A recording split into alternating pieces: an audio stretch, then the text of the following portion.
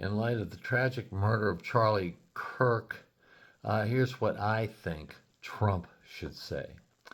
Folks, in light of the tragedy in Utah and the murder of my great friend Charlie Kirk, I think it's time that we as a nation take a second look at ourselves. This is necessary to bring this country together and avoid more serious violence and bloodshed. This is an extremely dangerous world that we live in, and our country cannot afford to be divided.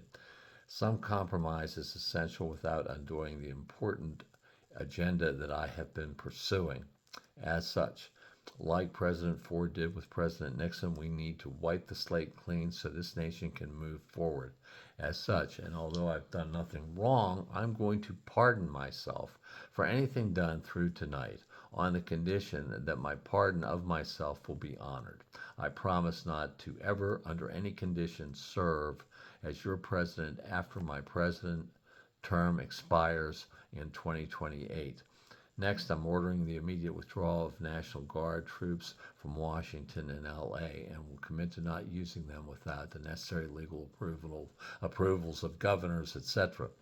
Regarding immigrants, I promise to implement more strenuous safeguards to make sure that ICE does not arrest immigrants who cannot be deported under existing law. For example, ICE will be required to release those not charged with serious crimes involving violence, theft, or felonies if they can find no record of arrest or conviction within 24 hours after they can correctly identify the detainee.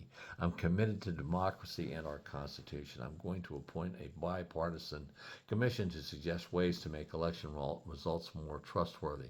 I'm also going to insist on and sign any bill that requires the Supreme Court to abide by a code of ethics. I also promise not to fire Democratic officials unless it is for more serious cause. I'll reduce focus on what colleges and universities are teaching and not interfere with their grants, etc. I also promise to meet more often with Democratic leaders to see if there are more ways that we can work together, and at some point to possibly include a Democrat as a member of my cabinet. Let's move forward together. This nation is the greatest on earth. Let's keep it that way and stay united and stronger.